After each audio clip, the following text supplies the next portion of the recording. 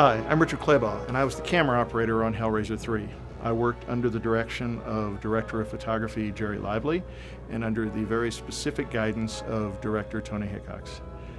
I had worked with Jerry and Tony before, and I was excited to be working with them again, especially because we had this wonderful opportunity to work on a film series that I was already a big fan of.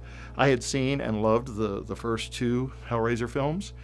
To have the opportunity to actually work on one and get to meet Pinhead and get to know Doug Bradley was just one of the coolest experiences of my life. As a director, Tony is very specific about how he likes things framed. He's a guy who has a very strong vision of what it is he likes and how he wants it done. Let's go. It wasn't my fault. You ever seen anything like this before? Yeah, sure. The Hellraiser crew was a great bunch of very fun and very talented people. Look, it's got nothing to do with me, all right?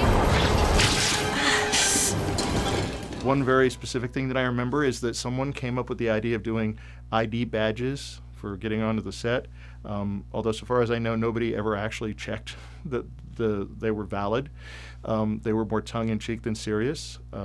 Our first AC, Andy Graham, he had this long hair that looked like George Washington, and for his ID badge, they took the actual picture of George Washington from the dollar bill, and they put it on his ID badge. Where it said crew position, it just said father of his country.